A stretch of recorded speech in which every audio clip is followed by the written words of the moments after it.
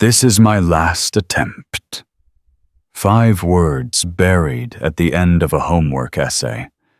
5 words that would bring 310 motorcycles to a quiet suburban street.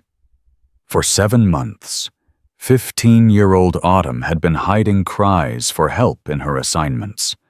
7 adults graded those essays and missed every sign.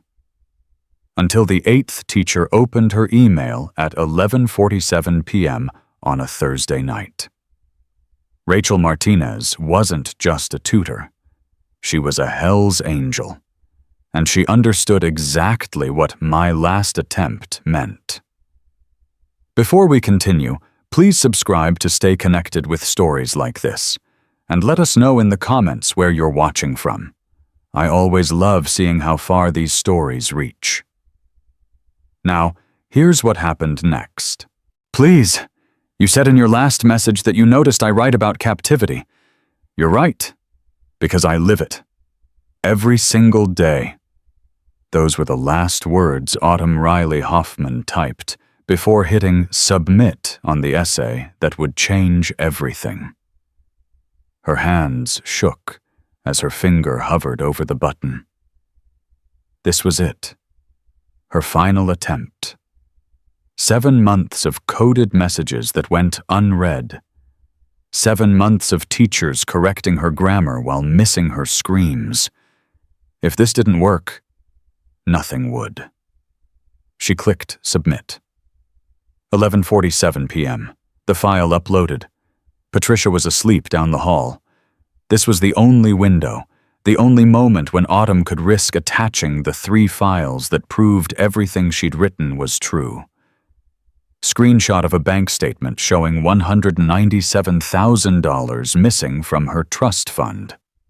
Photo of her daily schedule, 6 a.m. to 9 p.m., 14 hours of academic work, meals measured to exactly 1,080 calories, image of her bedroom door, exterior view, padlock clearly visible. Then she waited. Friday morning, 9:23 a.m., McKinney, Texas. Rachel. Raven Martinez sat at her home office, a spare bedroom filled with plants and motivational posters about learning, drinking coffee, and opening student assignments for the week. She'd been an online tutor for Tutor Connect for 2 years now, ever since burning out from 8 years of teaching high school English.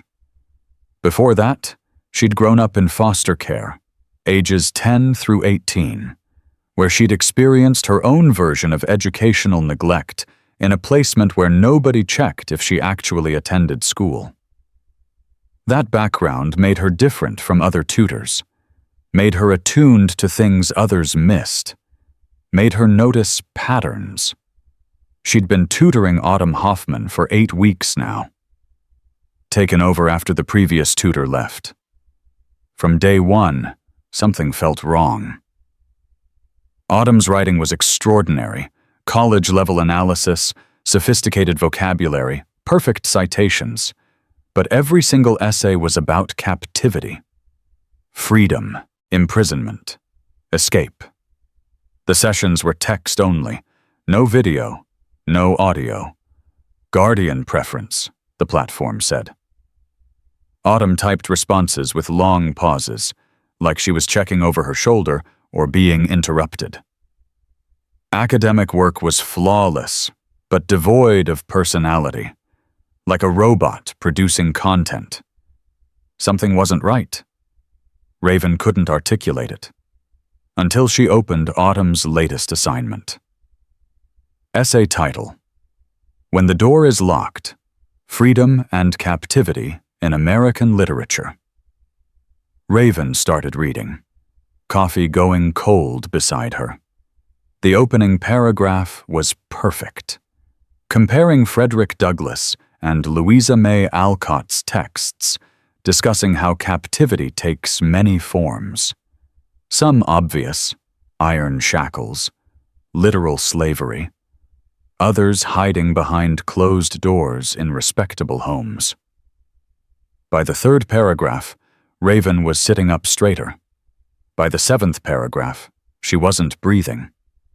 By the final paragraph, she was dialing her husband with shaking hands. Because Autumn had abandoned all pretense, stopped hiding, written the truth in plain language. In conclusion, I understand that Douglas escaped slavery and Alcott's characters found freedom through family and choice. But I'm not writing about them anymore. I'm writing about me. My name is Autumn Riley Hoffman. I am 15 years old. I live at 4219 Meadowbrook Lane, McKinney, Texas. My aunt, Dr. Patricia Hoffman, is my legal guardian. She presents herself as a loving educator, but she locks my bedroom door at night. She feeds me 1,080 calories per day. She took $197,000 from my trust fund. She makes me work without payment. She hurts me. Raven's hand covered her mouth. I have tried to tell 7 people, and no one believed me. I have coded messages in every assignment I've submitted for 7 months, and no one saw them. This is my last attempt. If you're reading this, Ms. Martinez, I'm begging you. I saved screenshots. I have evidence. But I can't get it out myself. And then the line that broke Raven completely. Please don't forward this to my guardian. Please don't tell me to discuss this with family. She is family. She is the problem. Please help me before I disappear completely. Raven clicked on the attachments. Bank statement. Trust fund. Started at $340,000 in July 2022. Current balance, $143,000. Withdrawals in amounts under $10,000 each month for 31 months. Schedule posted on wall. Every hour accounted for. 6 a.m. wake. 6:15 bathroom. 15 minutes only. 6:30 breakfast. 380 calories. 7 hours of academic work without breaks. Lunch, 290 calories. More work. Dinner, 410 calories. Free time, from 6:30 to 9:00 p.m. Reading only, approved books. 9:00 p.m. Bed. Bedroom door. Exterior. Metal padlock securing it shut. What Raven didn't know yet, what she was about to discover when she started going back through 7 months of assignments, was that Autumn had been hiding messages in every single piece of work she'd submitted since March. The creative writing assignment about My Ideal Day, where Autumn wrote about eating meals that weren't measured, walking outside without permission, talking to people face to face instead of through monitored screens, sleeping in a bed without locks on the outside of the room. The tutor had given it a B and told her to incorporate more optimistic themes. The persuasive essay arguing for mandatory testing in homeschool environments, where Autumn wrote that testing creates paper trails and forces interaction with outside authorities because those tests might be the only time someone sees us. The tutor had marked her down for unclear pronoun usage. The research paper on child labor practices, where Autumn documented how homeschooled children could be forced into unpaid labor 40-plus hours weekly under the guise of educational philosophy, isolated from peers, denied meals for substandard performance, all legal if framed correctly. The tutor had praised her research, but told her to maintain scholarly distance from emotionally charged topics. 7 months, 211 days. Not one person had seen what Autumn was really saying. Until now. Raven's hands shook as she dialed. Her husband answered on the second ring. Miguel, I need you to read something. Miguel Reaper Martinez was 39 years old, had been riding with the North Texas Hells Angels chapter for 11 years, and was currently at the clubhouse working on his bike when his phone rang. When Raven's voice came through, tight, scared, urgent, He straightened immediately. "What's wrong?" "One of my students, 15-year-old girl. She just submitted an essay and—" Raven's voice cracked. "Miguel, she's been trapped. For years. Her guardian is exploiting her, taking her money, starving her, locking her in her room. She's been trying to tell people for 7 months through her homework and nobody listened." Miguel was already moving toward his truck. "Send me everything. Where is she?" "McKinney, residential area. But Miguel, her guardian is Dr. Patricia Hoffman, that homeschool advocate, the one who wrote that book about parental rights. She's prominent, respected, connected. I don't care if she's the governor."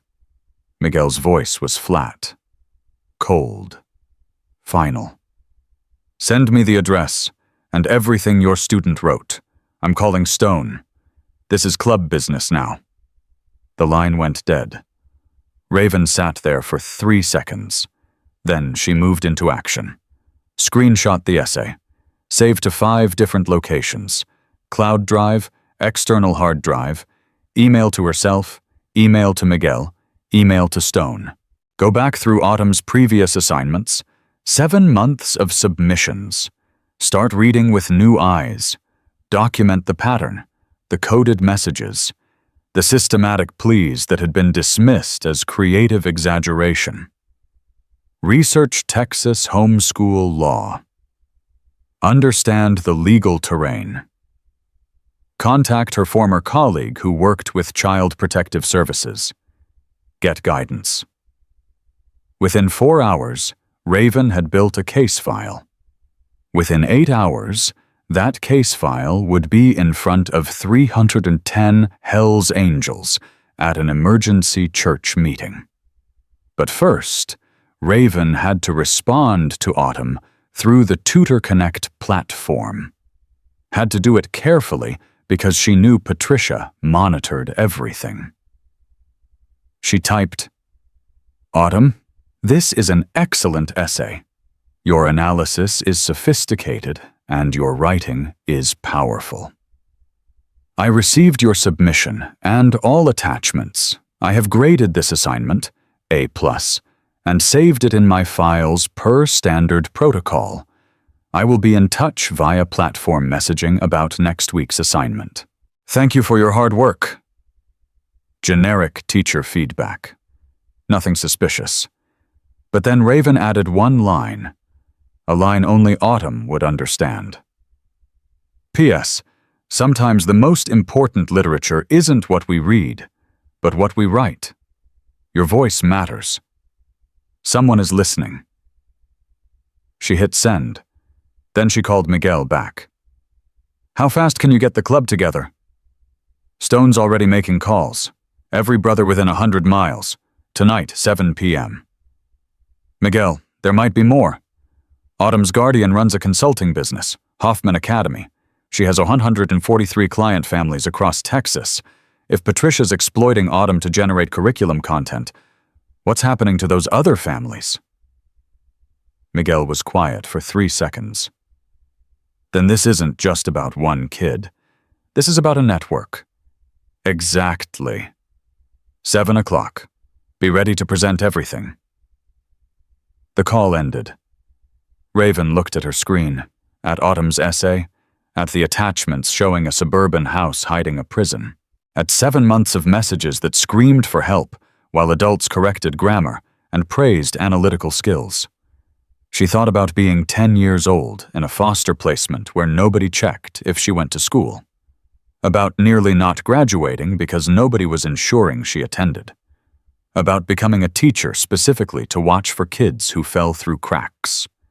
About recognizing patterns others missed because she'd lived them.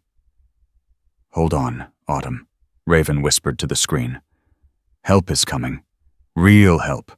The kind that doesn't walk away."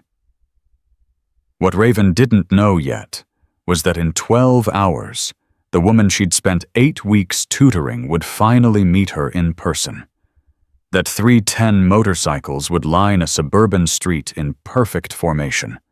That a respected educator with a doctorate would be handcuffed in her own driveway while her neighbors watched. That Autumn Hoffman's nightmare, hidden behind the facade of classical Christian homeschooling, was about to end. But first, there was a phone call to make. Friday, 6:47 p.m. Hell's Angels, North Texas. Chapter Clubhouse. The clubhouse sat in an industrial area on the east side of McKinney.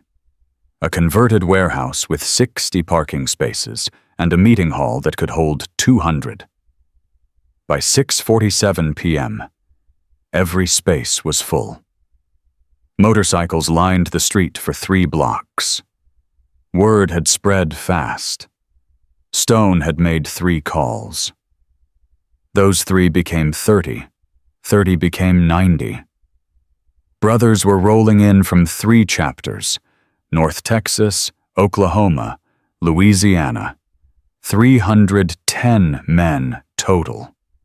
The largest multi-state mobilization the South Central region had seen in 11 years.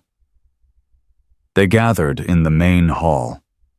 Leather vests bearing the same insignia, skull patches, chrome glinting under fluorescent lights.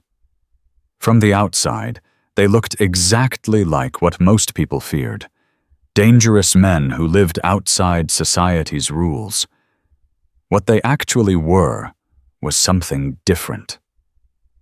A brotherhood bound by code, by the principle that some things are worth fighting for, and protecting the vulnerable was at the top of that list. Marcus Stone Rivera stood at the front of the room. 58 years old, 6'3", former Marine Corps JAG officer, military lawyer, who'd spent 20 years navigating legal systems before joining the club. Now president of the North Texas chapter, the second largest in the state. He had a personal reason for being here. His sister had been homeschool abused in the 1980s. Nobody had helped her. Nobody had even noticed. By the time anyone figured out what was happening, she'd lost years of education, years of childhood, years of safety. Stone had spent 30 years wishing someone had paid attention. Tonight, someone finally had. Raven Martinez stood beside him, invited to speak, rare for a non-member. She'd brought her laptop, connected it to the projector. Autumn's essay filled the screen. "Before I start," Raven said, voice steady despite shaking hands, "I need you to understand something. I've been tutoring for 2 years. I've worked with maybe 40 students. I'm good at recognizing when a kid is struggling. But I missed this for 8 weeks. 8 weeks of sessions where this girl was typing responses from a room with a padlock on the door, and I didn't see it." She clicked to the next slide. Autumn's final paragraph. Until she stopped hiding. Until she wrote this. The room read in silence. "My name is Autumn Riley Hoffman. I am 15 years old. I live at 4219 Meadowbrook Lane, McKinney, Texas. My aunt, Dr. Patricia Hoffman, is my legal guardian. She locks my bedroom door at night. She feeds me 1,080 calories per day. She took $197,000 from my trust fund. She makes me work without payment. She hurts me. I have tried to tell 7 people and no one believed me. I have coded messages in every assignment I've submitted for 7 months, and no one saw them. This is my last attempt. Please, help me, before I disappear completely." Raven let the words sit for 5 seconds. Then she clicked to the attachments. Bank statement, schedule, bedroom door with padlock. Autumn's parents died 31 months ago. Car accident. Drunk driver on I-75. She was 12. Her Aunt Patricia, maternal aunt, obtained guardianship. Presented herself as a loving educator willing to homeschool her grieving niece. Nobody questioned it. Another click. Patricia Hoffman's professional profile appeared. Dr. Patricia Ann Hoffman, 43 years old, educational consultant and curriculum developer, board member of the Texas Homeschool Coalition, speaker at national conventions, published author. Her book is called The Guardian Scholar, Protecting Your Child's Education from Secular Interference. Sold 34,000 copies. She consults for 143 homeschool families across Texas at $847 per family per year. That's $121,000 in annual revenue. Raven's jaw tightened. Here's what nobody knew. Autumn writes the curriculum. 30 to 40 hours a month producing lesson plans, worksheets, teaching guides.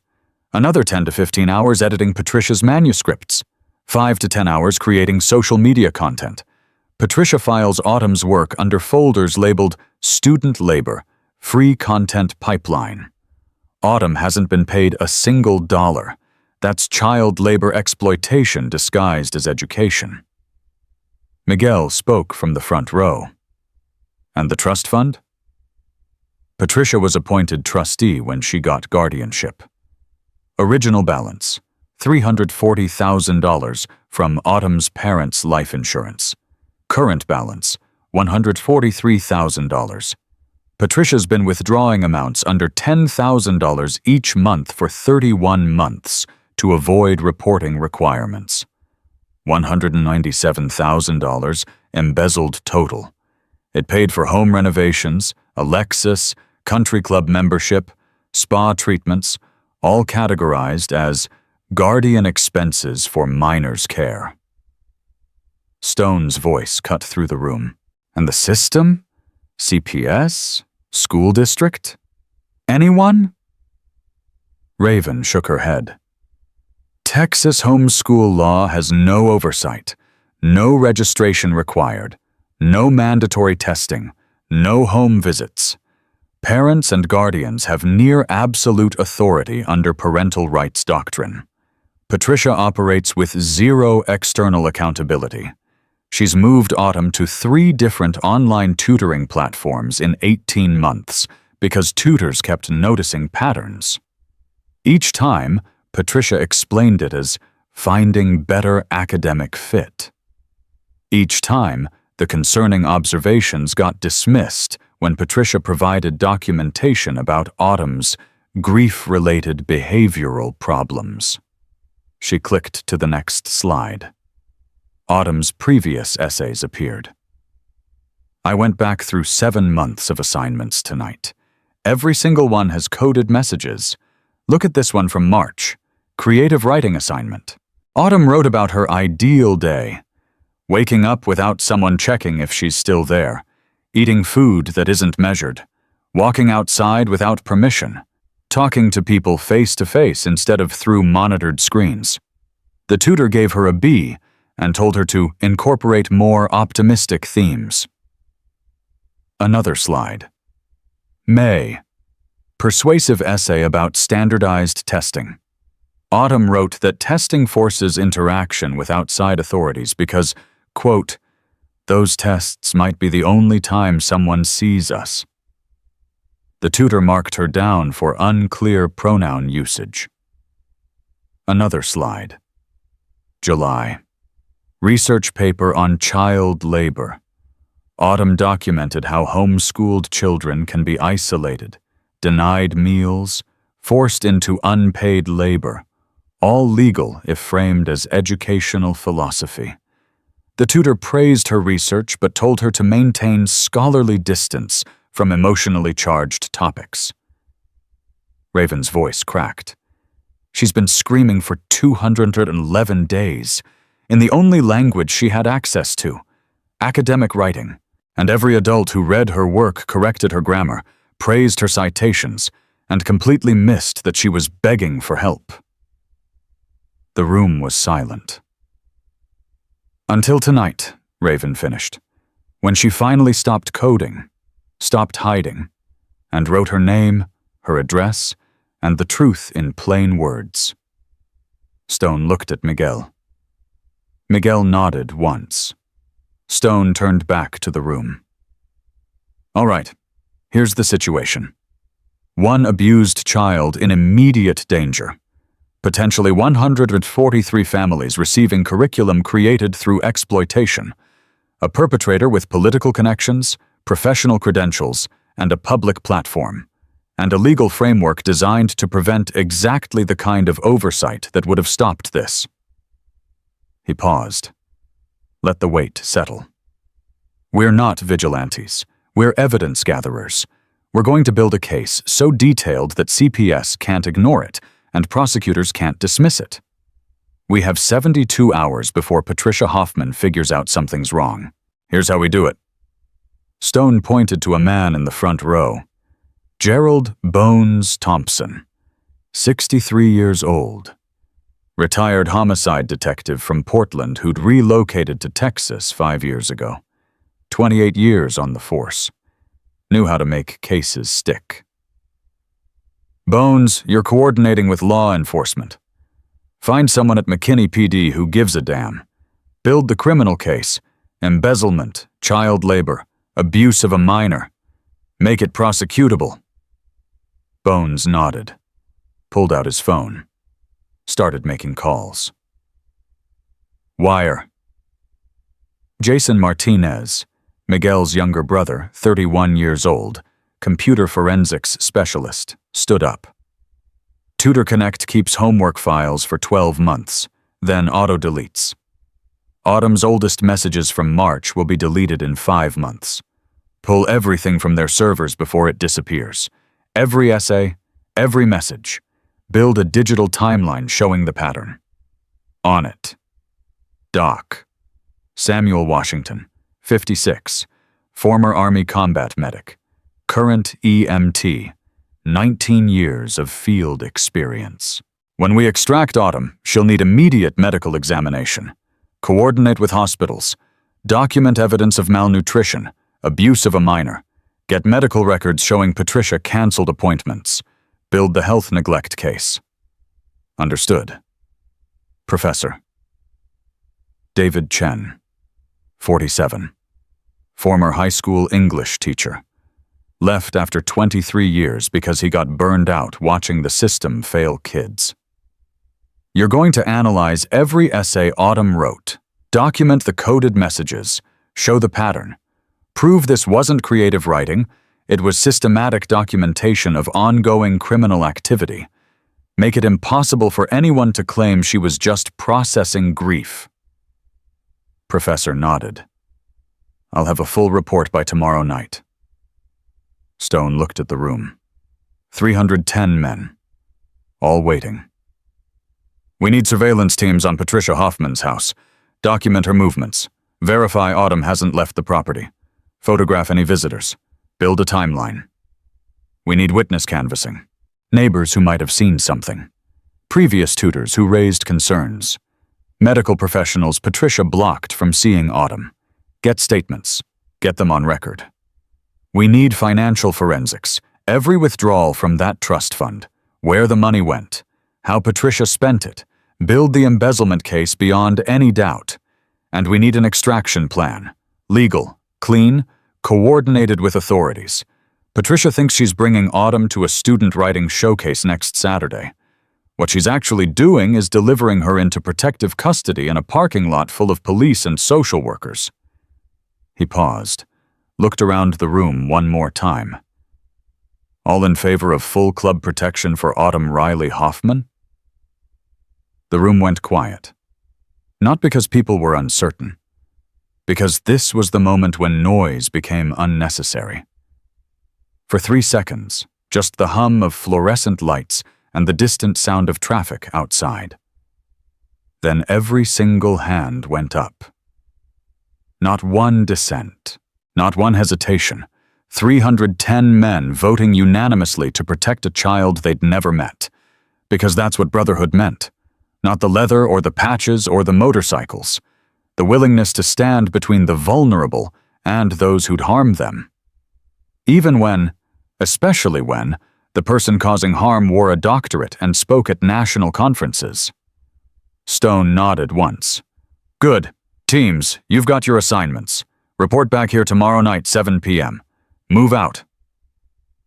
The room erupted into organized motion, brothers pulling out phones, forming teams, making plans. But there was no yelling, no aggressive posturing, just 310 men who'd just committed to dismantling a criminal operation disguised as Christian education. Raven stood at the front, watching leather-clad men transform into investigators. She felt Miguel's hand on her shoulder. "You did good," he said quietly, seeing what nobody else saw. "I almost didn't. If she hadn't stopped hiding, if she hadn't written that final paragraph, I might have missed it too." "But you didn't. You paid attention. That's the difference." Raven looked at the screen, at Autumn's words still projected on the wall. "I have tried to tell 7 people, and no one believed me. This is my last attempt. Please." "She's going to be okay now," Miguel said. "We're going to make sure of it." What neither of them knew yet, what they were about to discover when Wire started pulling digital evidence, was that Autumn Hoffman had been even more systematic than they realized. Hidden in obscure folders on her computer were screenshots of every trust withdrawal, photos of Patricia's luxury purchases, copies of curriculum content with timestamps proving Autumn authored it, a list documenting all 7 attempts to get help, including names, dates, and exact responses. For 31 months, while Patricia thought she was controlling every aspect of Autumn's life, Autumn had been building evidence, documenting, recording, preparing for the day when someone finally listened. That day had come. And in 72 hours, Patricia Hoffman's carefully constructed facade, her doctorate, her book deals, her speaking engagements, her reputation as a champion of parental rights, was going to collapse under the weight of one teenager's meticulous documentation. But first, there was a message to send. Saturday morning, 9:17 a.m. Raven sent the message through Tutor Connect. "Autumn, your essay was exceptional. I've shared it with several educational professionals who were very impressed. We're organizing a small student showcase next weekend, where exceptional writers can present their work to a wider audience. I'd like to nominate your essay. This would involve an in-person meeting at our facility. I'll coordinate details with your guardian. Looking forward to featuring your writing. You deserve to be seen and heard." Ms. Martinez. It sounded normal. Generic teacher praise, an opportunity. But buried in those words was a message Autumn would understand. "We're coming to get you. Hold on 6 more days." Patricia Hoffman read the message at 10:23 a.m. while eating her breakfast. Greek yogurt with granola, 340 calories. Measured precisely because she practiced what she preached about discipline and structure. She smiled. An in-person showcase. Educational professionals. A chance to demonstrate Autumn's success under her guardianship. Proof that her methods worked. Validation of her approach. She typed her response. "Ms. Martinez, how wonderful. Autumn would be delighted to participate. She rarely gets to interact with others due to her social anxiety, so this will be great exposure therapy. Please send details about the showcase. We're available next Saturday afternoon." Dr. Hoffman. Patricia didn't know she'd just agreed to bring Autumn to a parking lot where Child Protective Services, McKinney Police Department, and 310 Hells Angels would be waiting. She didn't know that in the 72 hours between that message and Saturday afternoon, her entire life was about to be investigated by men who knew exactly how to build cases that couldn't be dismissed. She had no idea that the girl locked in the bedroom upstairs, the girl she thought was completely isolated and controlled, had spent 31 months building evidence against her. Patricia finished her breakfast, rinsed the bowl, put it in the dishwasher. Everything measured, everything controlled, everything perfect. just like always. Saturday through Monday. The investigation. You might be thinking that 310 Hell's Angels descending on a case means chaos, confrontations, threats, intimidation. That's not how Brotherhood works. Not real Brotherhood. Not the kind built on protecting people rather than proving power. What happened over those 72 hours wasn't dramatic. It was methodical, precise, almost boring in its attention to procedure and documentation, because Stone knew something that Patricia Hoffman didn't understand.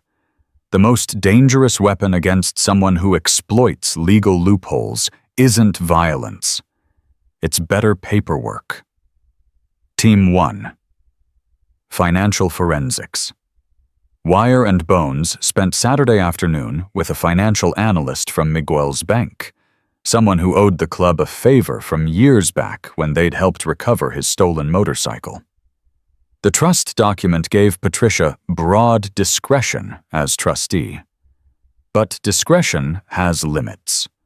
And those limits are defined by something called fiduciary duty, the legal obligation to act in the beneficiary's best interest, not the trustee's.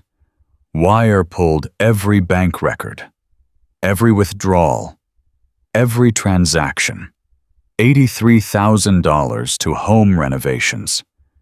But Autumn lived in a 10x12 converted bedroom with a padlock. The renovation?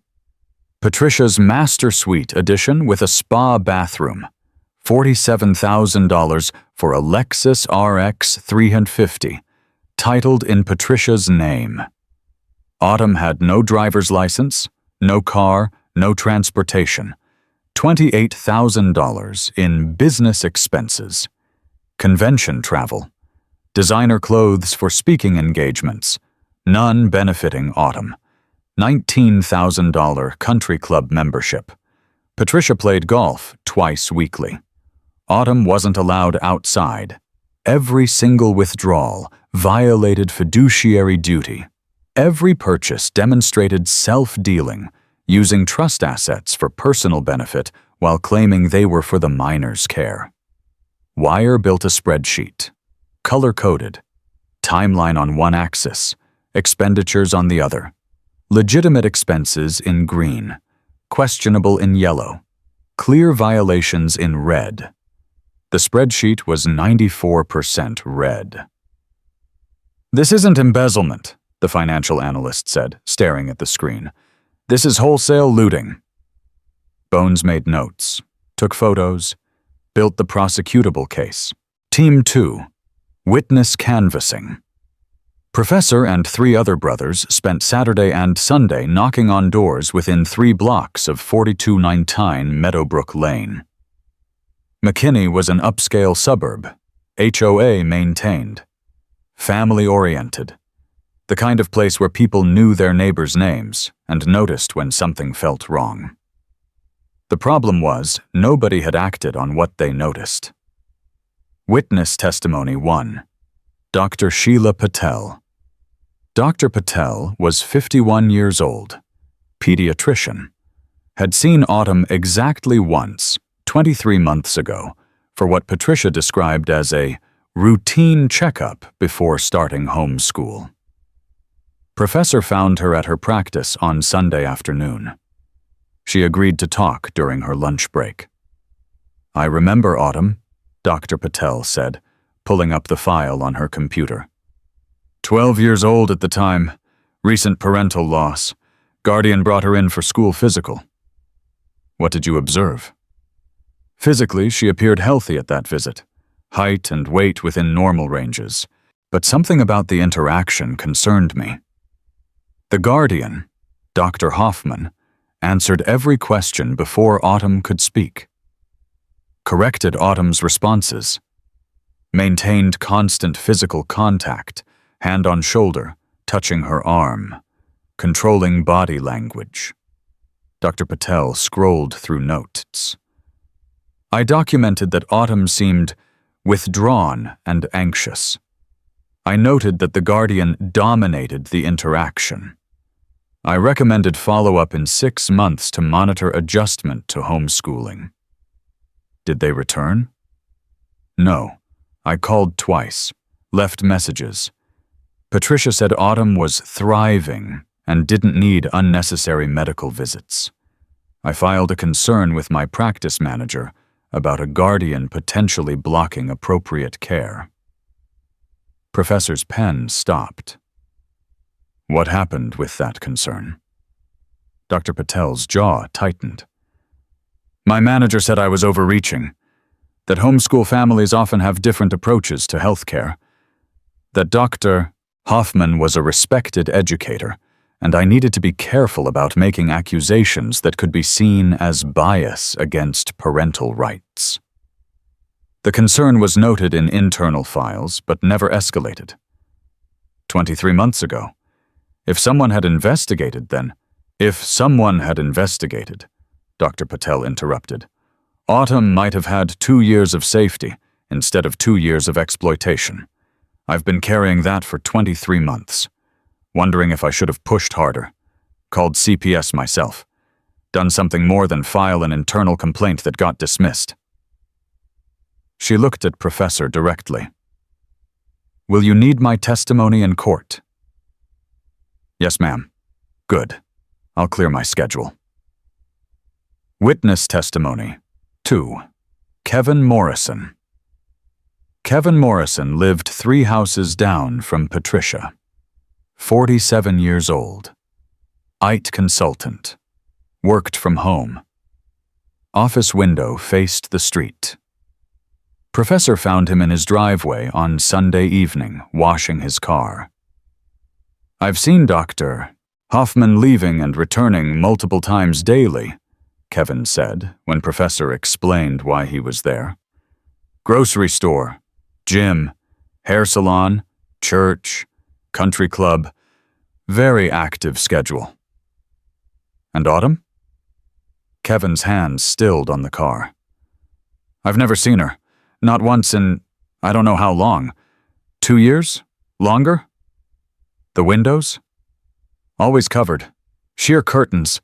You can see light on, but never movement inside. I thought maybe the girl was just very introverted, or had social anxiety like Dr. Hoffman mentioned once when I asked about her. You asked? About 8 months ago. I said I'd noticed I never saw the girl outside. Dr. Hoffman smiled and said Autumn preferred indoor activities, that she was working through grief-related social challenges, that forcing her into public situations would be counterproductive. It sounded reasonable, therapeutic, professional. Kevin put down the sponge, looked at Professor. But I knew something felt wrong. You know how you just, no? I convinced myself I was being paranoid, that if something was actually wrong, surely someone would have noticed. A doctor, a caseworker, someone qualified, not just a neighbor who works in IT. His voice dropped. I should have called anyway. You're calling now, Professor said, by talking to me, by agreeing to testify. That doesn't undo 2 years of looking away. No, but it helps end it. That counts for something. Witness testimony 3. Linda Vasquez. Linda Vasquez was 38, former Tutor Connect tutor, had taught Autumn from March through June, 4 months before leaving the platform for an unrelated job opportunity. Wire tracked her down through employment records. She lived in Dallas, about 45 minutes from McKinney. She met Bones and Professor at a coffee shop Monday morning. Brought a folder. I've been carrying this for 5 months, she said, sliding the folder across the table. Copies of Autumn's essays from when I tutored her. I kept them because something felt wrong, but I couldn't articulate what. After I left Tutor Connect, I kept thinking about her, wondering if I should have done more. Bones opened the folder. 4 essays, all with similar themes. Captivity, freedom, systems failing, people not seeing. Did you raise concerns with Tutor Connect? Twice. I flagged 2 assignments as potentially concerning. The platform supervisor contacted Dr. Hoffman both times, Both times Dr. Hoffman provided explanations about Autumn processing grief through creative writing. Said her therapist had encouraged it as healthy emotional outlet. Supervisor told me to continue sessions and not read too much into teenage creative dramatics. Linda's hands wrapped around her coffee cup. But they weren't dramatics. They were documentation. And I missed it. I corrected her grammar. I praised her analytical skills. I completely failed to see that she was begging for help. "You see it now," Professor said. "You kept copies. You showed up today. That matters." Does it? Or is it just me trying to feel better about failing a child for 4 months? Bones looked at her directly. "Ms. Vasquez, guilt is appropriate. It means you have a conscience. But guilt without action is just self-indulgence. You're here. You're testifying. That's action. That ends the failure." Linda nodded slowly. "Whatever you need. Deposition, court testimony, written statement. I'll do it." She pulled out her phone, showed them text messages she'd sent herself months ago, notes about concerning content in Autumn's work, documentation of her own failed attempts to escalate. "I'm an English teacher," Linda said quietly. "We're trained to see subtext, to read between lines, to understand that fiction often contains truth. And I missed the most obvious subtext I've ever encountered. A child literally writing 'help me' in every assignment." She looked at the essays in the folder. "I'm done missing it." Team 3. The second victim. On Monday afternoon, Wire was deep in Patricia's digital files, computer forensics, pulling deleted documents, searching email archives, when he found the folder. It was labeled Life Insurance Research, 2021. Inside were comparison documents. 5 different insurance companies. Policy amounts ranging from $150,000 to $300,000. Target insured, minor female dependent, age 12 to 15, no pre-existing conditions. But that wasn't the damning part. The damning part was the subfolder titled Reference, Previous Policy Holder. Wire clicked it open. Insurance policy, issued by Guardian Life. Policyholder, Dr. Patricia Ann Hoffman. Insured party, Amanda Marie Hoffman. Relationship, niece. Coverage amount, $180,000.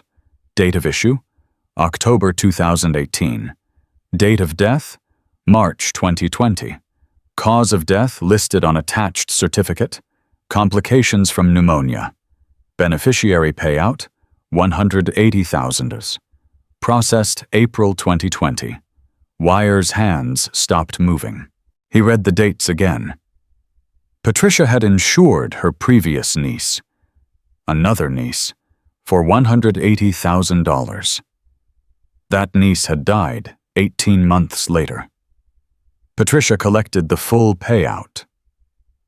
He pulled up the death certificate image. Amanda Marie Hoffman. Age at death, 14. Cause, pneumonia complications. Signed by a Dr. Robert Chen at McKinney General Hospital. Wire kept digging. Found Amanda's medical records. Or rather, the lack of them. No pediatrician visits in the year before death. No hospital admissions until the final one. No documentation of chronic illness that would make pneumonia fatal in a 14-year-old. He found one more document. An internal hospital note from the attending physician. Patient presented with severe pneumonia and malnutrition. Guardian reported patient had been fighting illness for several weeks, but this was first medical visit. Malnutrition suggested prolonged nutritional deficiency. Attempted treatment, but patient's compromised immune system could not fight infection. Suspicious circumstances noted, but Guardian is medical professional. PhD in education, presented as qualified to make health decisions. Patient expired, Zo3/17/2020. Recommend review. Recommend review. Wire searched for follow-up. Found nothing. The review had never happened. He picked up his phone. Called Bones. We've got a pattern. Patricia did this before. Different niece. 2018 to 2020. Insured for $180,000. Deceased at 14 from pneumonia complicated by malnutrition. Patricia collected the payout. And nobody investigated because she's a medical professional with a doctorate. Bones was silent for 5 seconds. Can you prove the malnutrition was intentional? Hospital notes describe severe nutritional deficiency and no prior medical visits despite guardian claims of fighting illness for weeks. That's medical neglect at minimum. Combined with life insurance and current pattern with Autumn, that's clear motive and method. Send me everything. We need to get Amanda's case reopened. If we can prove Patricia caused one niece's death and was in process of setting up another, that establishes pattern. Makes the charges against her exponentially more serious. Wire sent the files. Sat back. Stared at Amanda Hoffman's death certificate. Patricia had done this before. Taken in a vulnerable child. Insured them. Neglected them to death. Collected the payout. And gotten away with it completely. She'd been preparing to do it again with Autumn. The only difference was that Autumn had written her SOS in homework assignments, and someone had finally read them. Monday evening. The trap is set.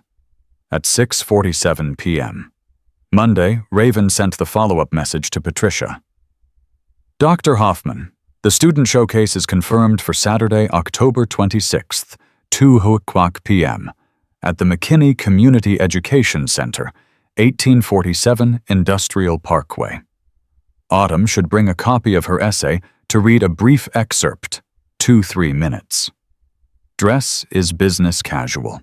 We're expecting 15 to 20 attendees, including educators and writing professionals. Please confirm your attendance. Ms. Martinez. The address was real. The McKinney Community Education Center existed. What Patricia didn't know was that it shared a parking lot with the Hells Angels clubhouse. And the showcase was scheduled in a meeting room rented by the club for exactly this purpose. Patricia responded within 10 minutes. Confirmed. Autumn and I will be there at 1:45 p.m. to allow time for her to settle her nerves.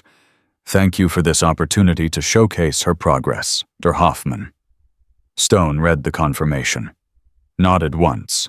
Looked at Bones. We've got 6 days. CPS needs to be briefed. McKinney PD needs to be coordinated. We need emergency custody orders prepared. We need medical personnel on standby. And we need to make absolutely certain that when Patricia walks into that parking lot, every single piece of evidence is so airtight that her lawyers can't create reasonable doubt. Bones pulled up his contact list. He'd spent Monday building relationships with the right people. Detective Sarah Vance at McKinney PD, 20 years on the force, specialized in financial crimes, had a daughter Autumn's age. Jennifer Torres at Child Protective Services, 16 years as a caseworker, openly frustrated with system failures, wanted to do this job right for once. Assistant District Attorney Marcus Webb, former public defender who'd switched sides specifically to prosecute people who exploited children. They're all on board, Bones said. Detective Vance reviewed the financial evidence, said it's the clearest case of embezzlement and abuse of a minor she's seen in a decade. Torres is preparing emergency custody paperwork. Webb is building charging documents. Embezzlement, child labor exploitation, abuse of a minor, medical neglect, fraud. He's also requesting Amanda Hoffman's case be reopened for investigation into cause of death. What about the judge? Judge Maria Costello, family court. 40 years on the bench. She's seen everything. Torres says Costello has been waiting for a case like this, one where the system failed repeatedly, and someone finally built evidence strong enough to overcome the parental rights defense. She'll sign the emergency custody order the moment we walk in with this documentation. Stone looked around the room. Brothers who'd spent 72 hours building a case. Not with fists or intimidation, with spreadsheets and witness statements and medical records and digital forensics. Saturday at 1:45 p.m., Patricia Hoffman brings Autumn to what she thinks is a student showcase. What she'll actually encounter is Detective Vance, 2 uniformed officers, Jennifer Torres with emergency custody order, and a medical team ready to document evidence of abuse. We'll be present, visible. 310 motorcycles in formation. Not to threaten, to witness, to make sure everyone knows this child has protection. He paused. And if Patricia tries to run, tries to leave with Autumn before authorities can intervene, we have legal standing to perform citizen's arrest for suspected abuse of a minor. Every brother here is trained in non-violent restraint. We detain, we call police, we protect the victim. Clear? 310 voices. Clear. Friday, October 25th. The day before. Patricia spent Friday preparing Autumn for the showcase. Bought her a new outfit. Modest dress, appropriate for young Christian homeschool student, navy blue with white collar. Reminded Autumn to smile, make eye contact, speak clearly when reading her essay excerpt. Reminded her what would happen if she embarrassed Patricia in front of educational professionals. Reminded her that everything she had, food, shelter, education, came from Patricia's sacrifice. Reminded her to be grateful. Autumn nodded. Said, "Yes, ma'am." Practiced her grateful face in the mirror. And late Friday night, when Patricia was asleep and the house was silent, Autumn pulled out her hidden composition notebook. The physical one, not the digital files, the one she kept under her mattress with handwritten drafts of every essay she'd ever submitted. She turned to a blank page. Wrote one sentence. Day 217. Tomorrow, I find out if anyone is really coming or if this is just another door closing. Then she closed the notebook, hid it back under the mattress, and waited for Saturday to arrive. What Autumn didn't know, what she couldn't know because she was locked in that room with no contact with the outside world, was that while she was writing that sentence, 310 men were conducting final equipment checks on their motorcycles. Detective Vance was reviewing arrest procedures with her team.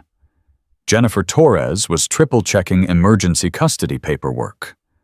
Dr. Samuel Washington was preparing medical examination supplies. And Raven Martinez was writing a platform message she'd send at exactly 6 o'clock a.m. Saturday morning. Autumn. Today is the day your voice gets heard. Really heard. Hold on just a little longer. We're coming for you. You're about to be safe. I promise. Ms. Martinez.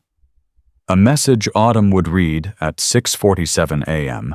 while eating her measured breakfast, 380 calories exactly, before Patricia took her phone away for the drive to the showcase.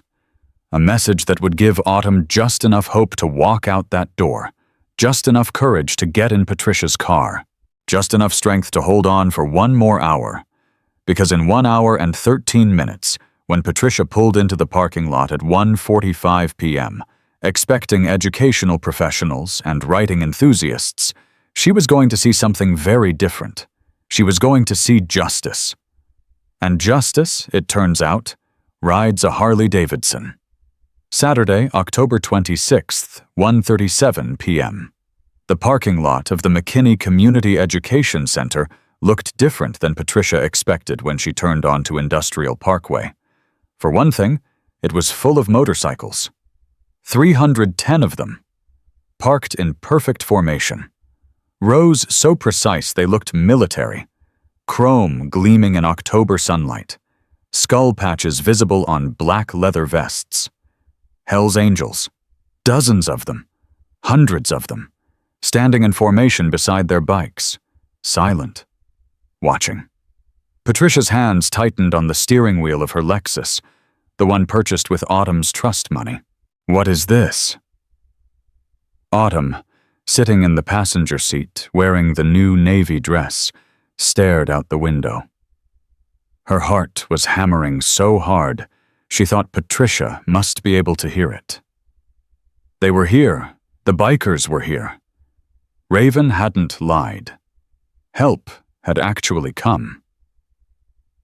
There must be some event, Patricia said, voice tight. She pulled into a parking space near the building entrance, turned off the engine. Stay close to me. Don't talk to anyone. If someone asks you anything, you smile and let me answer. Understood? Yes, ma'am. They got out of the car. Patricia's hand immediately gripped Autumn's upper arm. Proprietary. Controlling. They walked toward the building entrance, past rows of motorcycles, past dozens of silent men who watched every step. And then, Detective Sarah Vance stepped out of the building. 2 uniformed officers flanked her. Jennifer Torres stood to her left, holding a folder. Dr. Washington stood to her right, medical bag in hand. Raven Martinez stood beside them. And when Autumn saw her, saw the woman she'd been typing messages to for 8 weeks, the woman who'd finally seen what nobody else had, tears started running down her face. Detective Vance held up her badge. "To Patricia Hoffman?" Patricia stopped. "Yes? Is there a problem?" "I'm Detective Vance, McKinney Police Department. This is Jennifer Torres, Child Protective Services. We have an emergency custody order for Autumn Riley Hoffman." She held up the document. "You're also under arrest for embezzlement, abuse of a minor, child labor exploitation, and fraud. You have the right to remain silent." Patricia's mask cracked. "This is a mistake. I'm her guardian. I'm her legal guardian. I have documentation." "We've seen your documentation," Vance said coldly. "We've also seen bank records showing you stole $197,000 from a minor's trust fund. Hospital records showing you blocked medical care. Digital evidence of child labor exploitation. And witness testimony from 3 tutors, a pediatrician, and a neighbor. Turn around. Hands behind your back." "Where is Autumn?" Patricia demanded, looking around frantically. "I'm her guardian. I have rights." Autumn stepped away from her, moved toward Raven. Raven's arms immediately wrapped around her, gentle, protective, safe. "You don't have rights anymore," Detective Vance said. "You have charges. Turn around." One of the uniformed officers moved forward. Patricia's hands were pulled behind her back. Handcuffs clicked into place. And as Patricia stood there, handcuffed in the parking lot of a building she'd thought was hosting a student showcase, in front of a teenager she'd thought was completely controlled, she finally looked at the motorcycles. At the 310 men who'd come to bear witness. At the Hell's Angels, who'd done what 3 tutors, a pediatrician, a neighbor, and multiple system failures hadn't. Believed a child who was screaming for help. Stone stood at the front of the formation. Didn't smile. Didn't gloat. Just stared at Patricia Hoffman until she understood. Autumn was protected now. Untouchable. If Patricia somehow made bail, if she tried anything, if she even thought about retribution, 310 men would be watching. The police car pulled up. Patricia was placed in the back seat. No longer Dr. Hoffman, respected educator. just a woman in handcuffs facing multiple felony charges. As the car pulled away, Raven kept her arms around Autumn. "You're safe now," she whispered. "Really safe. Finally safe." Autumn was sobbing. 7 months of holding everything inside. 7 months of coded messages. 7 months of wondering if anyone would ever see. "I wrote so many essays," she gasped. "So many messages. I thought nobody was listening." "I listened," Raven said, "and I'm so sorry it took me 8 weeks to see. But I saw. And you're safe now. I promise you're safe." Jennifer Torres approached carefully, knelt to Autumn's level. "Autumn, I'm Jennifer from Child Protective Services. I have an emergency custody order that removes you from Dr. Hoffman's guardianship. You're going to stay in a safe place while we work through the legal process. Dr. Washington is going to do a medical examination to document evidence we need for the case. And then we're going to make sure you have everything you need: food, housing, medical care, therapy, education. You're not going back to that house. Do you understand?" Autumn nodded. Couldn't speak. Just nodded. Miguel stepped forward. "My wife and I have a spare room. We've been approved as emergency foster placement. Autumn can stay with us until permanent placement is arranged. We live 15 minutes from here. Safe neighborhood. Safe people." Jennifer checked her paperwork. "Miguel and Rachel Martinez, already cleared through expedited review. Approved." She looked at Autumn. "Would you be comfortable staying with Miss Martinez and her husband? They want to help, but it's your choice." Autumn looked at Raven. At the woman who'd finally seen the messages, who'd believed when nobody else did, who'd brought 310 people to make sure she'd be safe. "Yes," Autumn whispered. "Yes, please." Justice had been served. Patricia Hoffman, in handcuffs. Emergency custody granted. Autumn removed from danger. But justice wasn't the ending. It was only the beginning. 3 days after Autumn's rescue, Detective Sarah Miller sat in the Hillsborough Police Department's conference room, surrounded by evidence that made her stomach turn. 17 banker's boxes, 463 pages of medical records, 22 witness statements, and a pattern so clear, so systematic, that it revealed not just one case of abuse, but a system that had failed for 8 years. Dr. Washington's medical report sat at the center of the table, its conclusions stark and undeniable. Multiple healing fractures, evidence of prolonged malnutrition, burn scars in patterns consistent with deliberate infliction, bruising in various stages of healing, indicating ongoing physical assault. But it was the psychological evaluation that Detective Miller kept returning to. Subject demonstrates selective mutism consistent with severe trauma, Dr. Washington had written. Subject's communication through sign language and written notes suggests cognitive function is intact, but verbal communication has been suppressed through fear conditioning. Recovery will require specialized trauma therapy and establishment of consistent safety. Sarah looked up at the photographs pinned to the evidence board.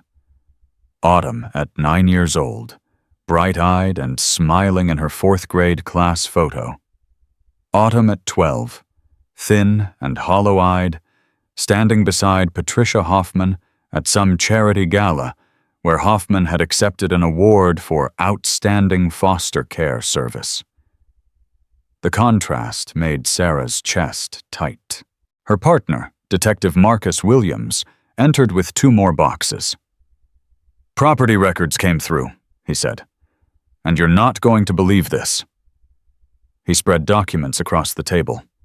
Property deeds, insurance policies, bank statements.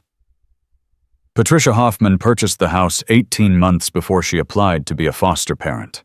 Marcus explained. Paid cash. $280,000. But here's the interesting part. She took out a life insurance policy on Autumn 6 months after placement. $500,000 policy. Autumn was the insured. Hoffman was the beneficiary. Sarah's blood went cold. She insured a foster child? It gets worse. We subpoenaed her financial records. She's done this before. 3 times before. Marcus laid out 3 more files. 3 other children. 3 life insurance policies. 3 children who were no longer in Hoffman's care.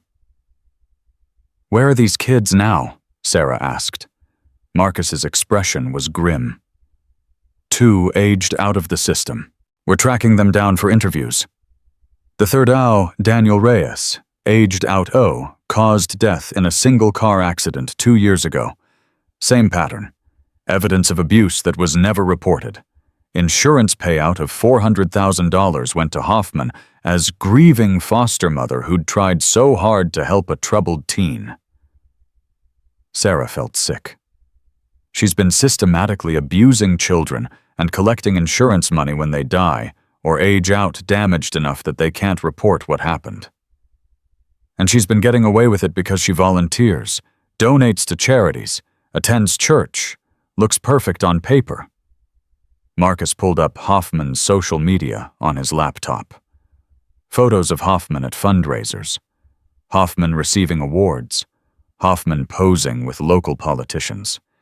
She built a public image as this selfless foster mother while privately engaging in abuse.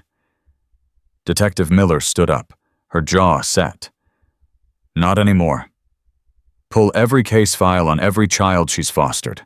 I want witness interviews, medical records, school reports. We're building a case that ensures she never touches another child. Marcus nodded and headed for the door, but Sarah called him back. And Marcus, get me Raven Morrison's contact information. The biker who saw the signs. I want her full statement on record. And I want every Hells Angels member who responded that day available for deposition. Their testimony about the condition they found Autumn in, the evidence they secured, the witnesses they coordinated, that's going to be crucial. Because this wasn't just about one case anymore. This was about a predator who'd hidden behind respectability for years. And Sarah Miller was going to make sure everyone saw exactly who Patricia Hoffman really was. Meanwhile, 30 miles away in Beaverton, Autumn was beginning to understand what safety actually felt like. The Martinez home was nothing like Hoffman's house. Where Hoffman's place had been cold and controlled, the Martinez home was warm and alive. Rachel Martinez hummed while she cooked. Miguel told stories about his construction projects. Their teenage son, Carlos, taught Autumn how to play his guitar. There were rules, yes, but the rules made sense. Dinner at 6. Homework before TV. Tell us if you're going outside. Not rules designed to control and isolate. Rules designed to create structure and safety. Autumn still couldn't speak. Words caught in her throat like stones, heavy and immovable. But the Martinez family didn't pressure her. Rachel had learned basic sign language. Miguel downloaded an ASL app on his phone. Carlos texted her encouragement and funny memes. And Raven visited twice a week. On the 5th day, Raven arrived with something unexpected. She walked into the Martinez living room carrying a backpack and a look of determination. "Hey kid," Raven said, settling onto the couch beside Autumn. "I brought something for you." She pulled out a leather-bound journal and a set of colored pens. "Dr. Washington said you might not be ready to talk out loud yet. And that's okay. Words are hard sometimes, but there are other ways to communicate. Other ways to tell your story." Raven opened the journal to the first page. It was blank, except for a single sentence written in Raven's handwriting. "This is Autumn's story. Nobody else gets to tell it. I learned something when I was younger.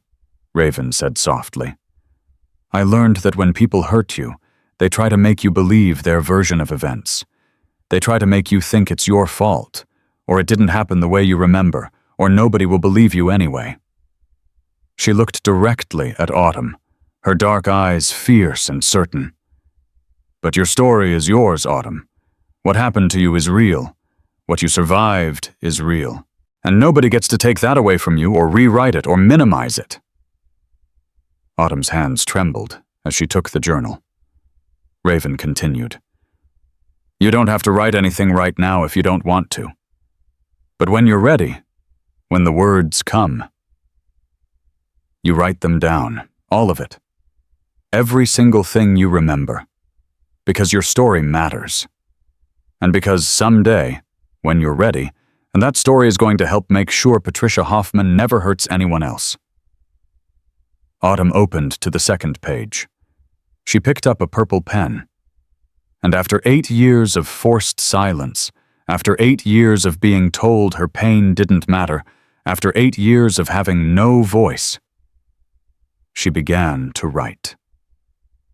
The preliminary hearing took place on a gray February morning, 2 months after Autumn's rescue. The Multnomah County Courthouse was packed. The prosecution had charged Patricia Hoffman with 15 counts, including child abuse, neglect, assault, and filing false insurance claims. The evidence was overwhelming. Medical reports, financial records, witness testimony from neighbors, teachers, and caseworkers who'd raised concerns that had been dismissed. But the moment that changed everything came when Jennifer Torres, the Child Protective Services worker, took the stand. Ms. Torres, the prosecutor began, can you tell us about your interactions with Patricia Hoffman regarding Autumn Daniels? Jennifer straightened her shoulders. She'd been dreading this. But Raven's words from that day echoed in her mind. You can make this right. I received multiple reports expressing concerns about Autumn's welfare over the course of her placement with Ms. Hoffman, Jennifer said, her voice steady. Reports from school counselors noting bruising. Reports from neighbors describing concerning behavior. Reports from medical professionals flagging injuries. And what did you do with those reports? Jennifer took a breath. I conducted follow-up visits. Ms. Hoffman was always cooperative. She had explanations for everything. Autumn was accident-prone. The bruises were from falling downstairs. The weight loss was due to a medical condition that Ms. Hoffman claimed was being treated. Did you investigate further? This was it. The moment Jennifer had been avoiding for 8 years. No, she said quietly. I didn't investigate as thoroughly as I should have. Ms. Hoffman was a respected foster parent with an excellent record. She volunteered extensively. She had references from community leaders. And her voice caught. I made the mistake of trusting appearances over evidence. I made the mistake of believing that someone who looked good on paper couldn't be engaging in systematic abuse of a child. Ms. Torres, are you saying you failed in your duty to protect Autumn? Tears streamed down Jennifer's face. Yes, I failed. I saw the warning signs and I didn't act decisively enough. I prioritized maintaining a working relationship with a respected foster parent over thoroughly investigating multiple concerning reports. And because of my failure, Autumn suffered for 8 years. The courtroom was silent. But I'm not making that mistake again, Jennifer continued, her voice growing stronger. I'm testifying today not to excuse my actions, but to ensure the full truth comes out. I've turned over every file, every report, every piece of documentation to the prosecution. I've requested a full department audit of Ms. Hoffman's other placements, and I've submitted my resignation from Child Protective Services because I no longer trust myself to make the decisions that keep children safe. The prosecutor nodded. Thank you for your honesty, Ms. Torres. As Jennifer left the stand, she looked toward the back of the courtroom where Autumn sat between Rachel and Miguel Martinez. Autumn met her eyes, and then slowly, Autumn raised her hand, the sign for thank you. Jennifer nodded, tears still falling, and walked out of the courtroom knowing she couldn't undo the past, but she could help ensure justice, moving forward. The prosecution's case built systematically over the next 3 weeks. Dr. Washington testified about Autumn's injuries and the clear evidence of long-term abuse. Detective Miller presented the financial evidence showing Hoffman's pattern of insuring foster children. Neighbors testified about seeing Autumn locked outside in winter. Teachers testified about unexplained absences and concerning behavior. And then, on a cold Monday in March, Raven Morrison took the stand. The defense attorney, a sharp-dressed man named Edward Carlson, stood to cross-examine her. Ms. Morrison, he began, his tone skeptical. You're a member of the Hells Angels Motorcycle Club, correct? Yes. A group known for criminal activity and violence? Objection, the prosecutor called. Relevance? I'm establishing the witness's credibility, Your Honor. Overruled. But make your point quickly, Mr. Carlson. Carlson turned back to Raven. Ms. Morrison, isn't it true that you and over 300 motorcycle club members surrounded Ms. Hoffman's home and prevented her from leaving? Isn't that essentially kidnapping? Raven's expression didn't change. We secured the scene and prevented a suspect in an ongoing abuse case from fleeing or destroying evidence. We maintained order until law enforcement arrived. We didn't touch Ms. Hoffman. We didn't threaten her. We documented evidence and coordinated witnesses. But you had no legal authority. We had moral authority, Raven interrupted. We had a child signing for help in ASL because she'd learned that adults don't always listen when children speak. We had visible evidence of abuse, and we had a duty as human beings to protect someone who couldn't protect herself. Isn't it true that you wanted to be a hero? That you saw an opportunity for publicity? Raven leaned forward slightly. Mr. Carlson, I've been riding with the Hells Angels for 15 years. We do toy runs for children's hospitals. We escort abuse survivors to court. We raise money for veterans. We stand up for people who have no one else standing up for them. Not for publicity, not for recognition, because it's the right thing to do. She paused, her voice quieting but gaining intensity. I saw a child in distress using sign language to ask for help. I remembered what it felt like when I was young and nobody believed me. So yes, I acted. And I'd do it again in a heartbeat. Because Autumn deserved someone to finally see her, to finally believe her, to finally do something. The courtroom was silent. Carlson shifted tactics. But how can the court trust your version of events when you have a clear bias against my client? Raven met his eyes steadily. My bias is that I believe children shouldn't be subject to abuse. My bias is that adults have a responsibility to protect vulnerable people. If that makes me unreliable in your opinion, then I'll gladly accept that label. No further questions.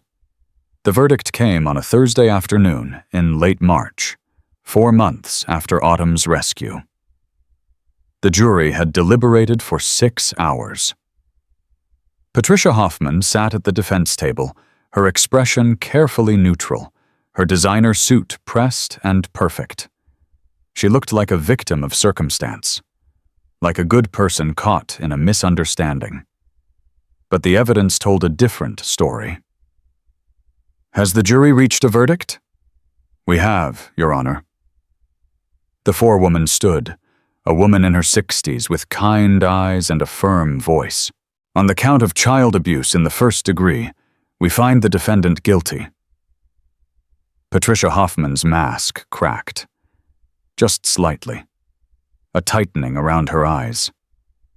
On the count of criminal abuse in the 2nd degree, we find the defendant guilty. On the count of assault in the 3rd degree, we find the defendant guilty. Count after count. Guilty, guilty, guilty. By the time the forewoman reached the 15th count, insurance fraud, Hoffman's hands were shaking.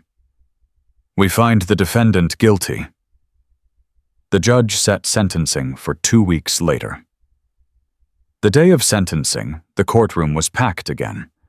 But this time, Autumn was there not just as a victim, but as a survivor, ready to speak. Dr. Washington had worked with Autumn for 4 months. Trauma therapy, cognitive behavioral therapy, art therapy, music therapy, slowly, carefully, helping Autumn find her voice again. And on this day, Autumn had chosen to use it. Judge Rebecca Martinez, no relation to Miguel and Rachel, called the court to order. Does the victim wish to make a statement before sentencing? The prosecutor nodded. Yes, Your Honor. Autumn Daniels has prepared a victim impact statement. Autumn stood. 17 years old, but looking younger, dressed in a simple blue dress that Rachel had helped her pick out. Her hands trembled as she walked to the witness stand. The courtroom was completely silent. Autumn pulled out the leather journal Raven had given her 4 months ago. It was full now. Hundreds of pages. Her story, in her own words. She opened to a page she'd marked with a purple ribbon. And then, for the first time in 8 years, Autumn spoke out loud. Her voice was quiet at first. Rusty. Like an instrument that hadn't been played in years. But it was there. My name is Autumn Daniels, she began, and her voice grew stronger with each word. For 8 years, I lived in Patricia Hoffman's house. For 8 years, I was told I didn't matter, that nobody would believe me, that I deserved what happened to me.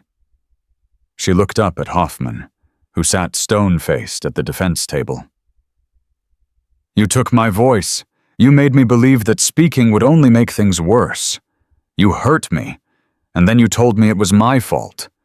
You locked me outside in winter and said I was being punished for my own good.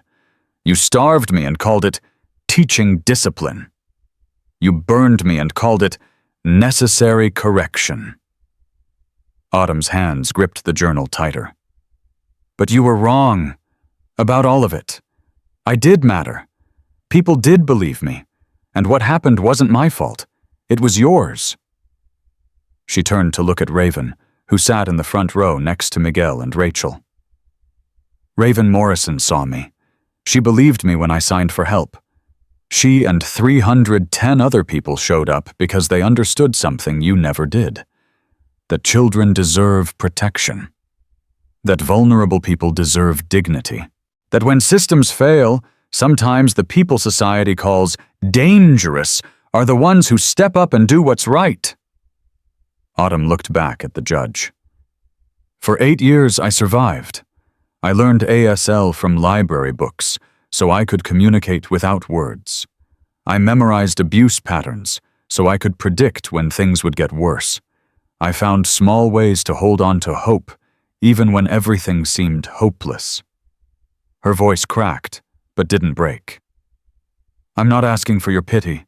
I'm asking for justice. Not just for me, but for Daniel Reyes, who caused death before anyone heard his story. For the other children Patricia Hoffman fostered and hurt. For every child in the system who's suffering right now because someone like her knows how to look good on paper while being terrible behind closed doors. Autumn closed the journal. I'm going to be okay. I have people who love me now. I have therapy and support and a chance to heal. But Patricia Hoffman needs to be held accountable, not just for what she did to me, but for what she represents. A system that values appearances over truth, that trusts adults over children, that allows predators to hide behind respectability. She looked at Hoffman one final time. You tried to take my voice, but I'm speaking now, and I want you to hear me. I survived. I'm still here, and you will never hurt anyone else again. Autumn stepped down from the stand and walked back to her seat between Rachel and Miguel. Rachel wrapped an arm around her shoulders. Miguel squeezed her hand. And in the front row, 310 Hells Angels members, crowded into every available seat and standing in the hallway outside, raised their fists in silent solidarity. Judge Martinez delivered the sentence 30 minutes later. Patricia Hoffman, you have been convicted of 15 counts related to the systematic abuse, neglect, and exploitation of vulnerable children in your care. The evidence presented at trial showed a pattern of predatory behavior spanning nearly a decade. You used your position as a foster parent, a position of trust, to inflict harm on children who had no one else to protect them. The judge's voice was cold and precise. You hid your actions behind a facade of respectability. You manipulated systems designed to protect children. You prioritized financial gain over human welfare. And when finally confronted, you showed no remorse. Judge Martinez leaned forward. The purpose of sentencing is threefold: punishment, deterrence, and protection of society. In your case, all three require significant incarceration. She read the sentence count by count. 25 years for the child abuse charges, 10 years for the assault charges, 15 years for the insurance fraud. Sentences to run consecutively, not concurrently. 50 years total. Patricia Hoffman, age 46, would be 96 years old before she was eligible for parole.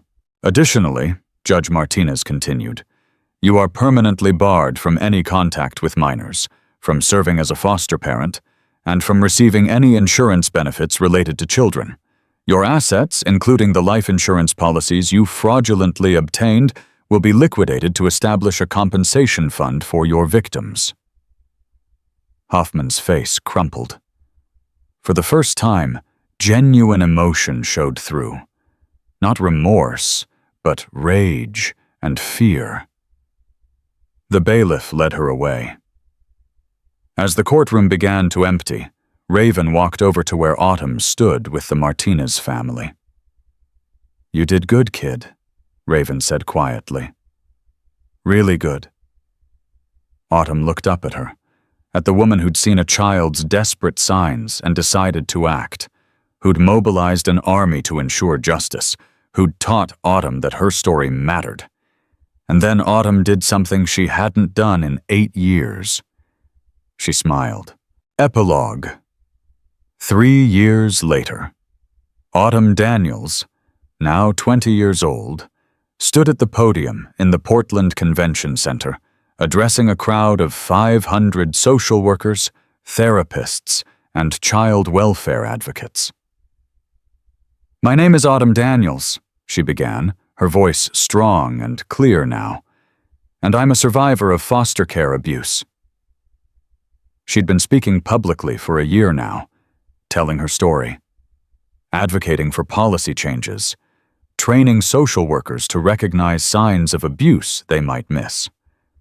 When I was 12 years old, I used American Sign Language to ask for help because I'd learned that adults don't always listen when children speak with words. A woman named Raven Morrison saw those signs and believed me. She and 310 members of the Hells Angels Motorcycle Club showed up to make sure I was safe. Autumn clicked to the next slide in her presentation. It showed a photograph from that day. Autumn wrapped in a blanket, surrounded by bikers, their motorcycles forming a protective barrier. This image has become symbolic of something important. that sometimes the people society fears are the ones who show up when respectable systems fail. That true protection comes not from appearances, but from action. That believing children, truly believing them, requires adults to look past surface-level reassurances and investigate thoroughly. She advanced to the next slide.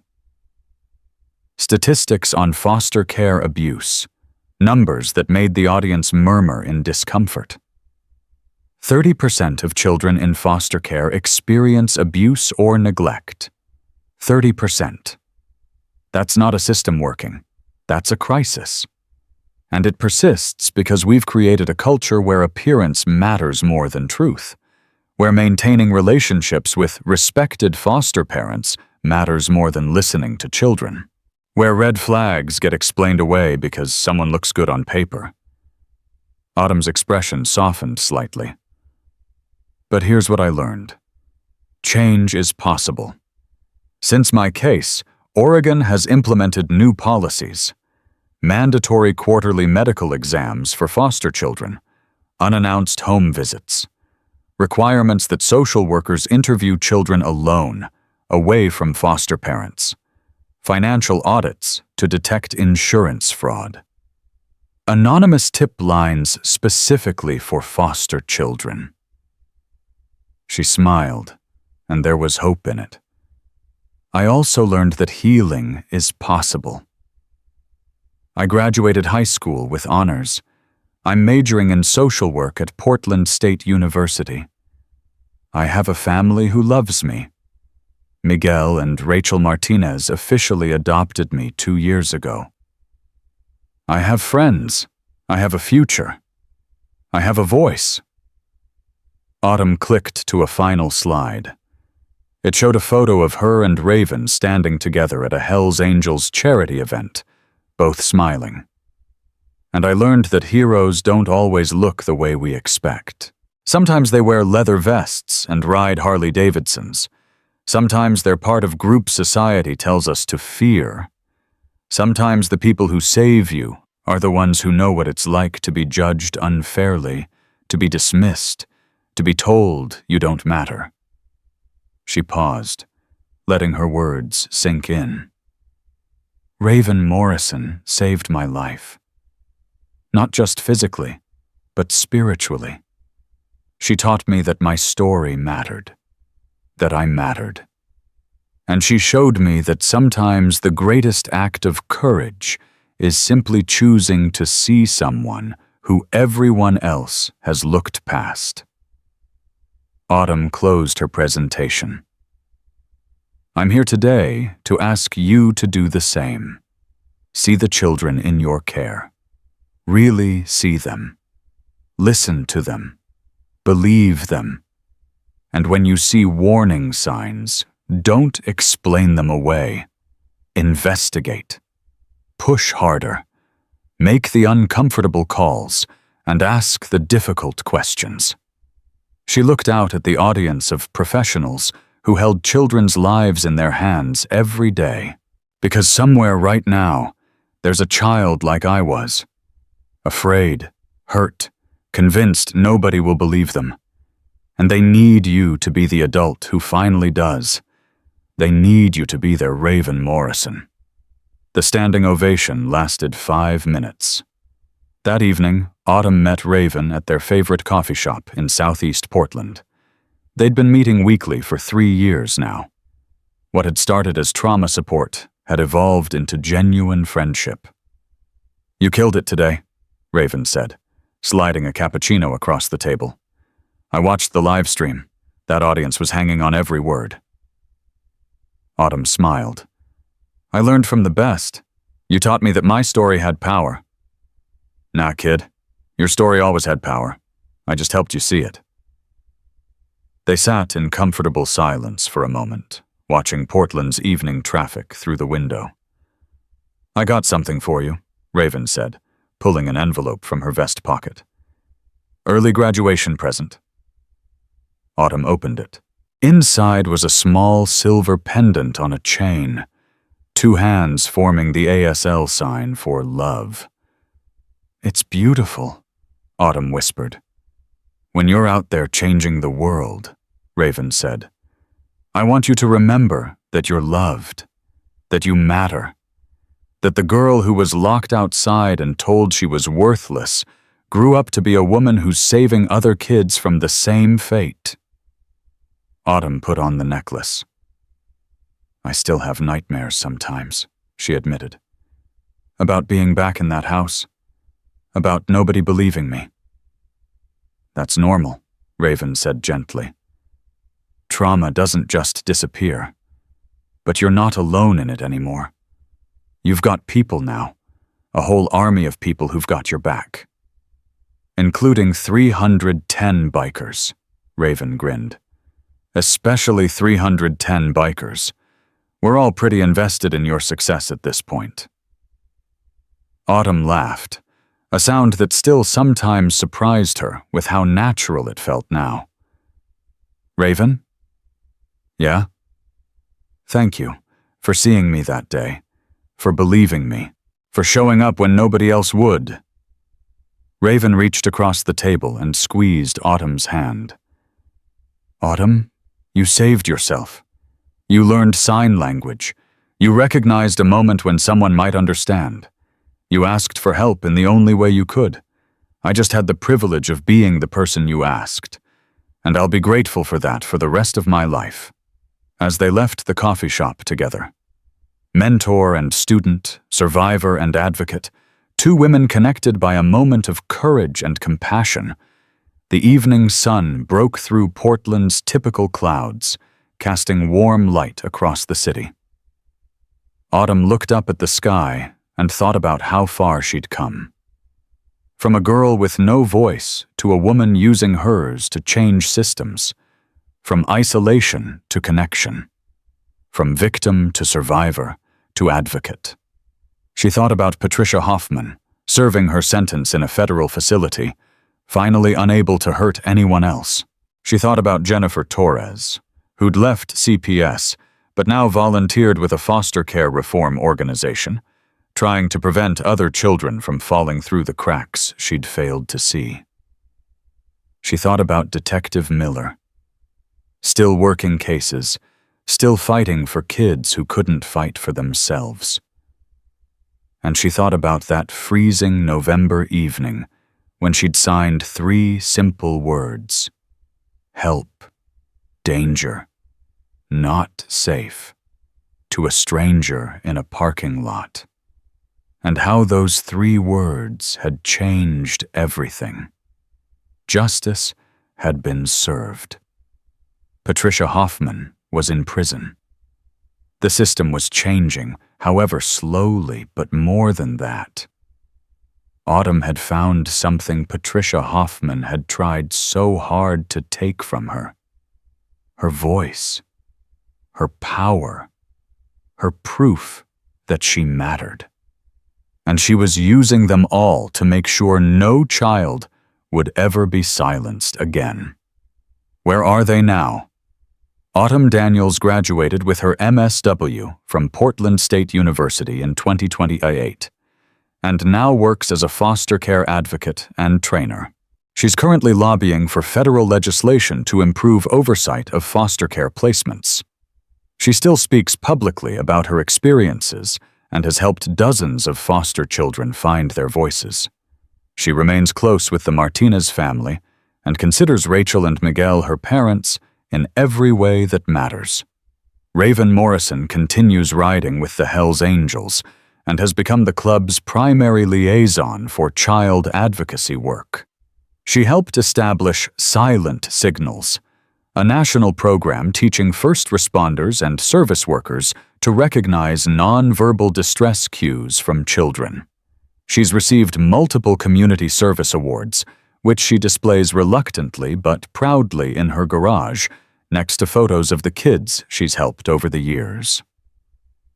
Detective Sarah Miller was promoted to head the Crimes Against Children unit. She's pioneered new investigation protocols specifically designed to detect long-term abuse in foster care settings. The Chen Protocol has been adopted by police departments in 17 states. Jennifer Torres works with Foster Care Reform Alliance, a nonprofit focused on improving social worker training and oversight. She speaks openly about her failures in Autumn's case, using her experience to teach others how to recognize when appearance contradicts evidence. She's helped rewrite training manuals used by Child Protective Services agencies nationwide. Patricia Hoffman is serving her 50-year sentence at Coffee Creek Correctional Facility. She's eligible for parole in 2074, when she'll be 96 years old. She's expressed no remorse. The compensation fund established from her liquidated assets has provided over $800,000 to her victims for therapy, education, and living expenses. Miguel and Rachel Martinez officially adopted Autumn in 2024. They continue providing emergency foster care and have helped 6 other children transition to safe, permanent placements. Miguel started a support group for foster parents focused on trauma-informed care. Rachel completed her ASL certification and teaches signing classes specifically for foster families. The Hells Angels. Oregon and Washington chapters expanded their child advocacy work significantly after Autumn's case. They now partner with multiple organizations focused on child welfare, including running an annual toy drive that collects over $500,000 in gifts for children in foster care and abuse survivors. Members volunteer as court escorts for abuse survivors testifying in trials. The club's motto, "When nobody else will, we will," has never been more true. The universal message. Autumn's story reminds us that sometimes the most important act of courage is simply choosing to see someone who everyone else has looked past. It reminds us that heroes don't always look the way we expect. Sometimes they wear leather vests and ride motorcycles. It reminds us that systems fail, but people don't have to. Most importantly, it reminds us that children deserve to be believed. That when they ask for help, whether with words, signs, or silent desperation, adults have a responsibility to act.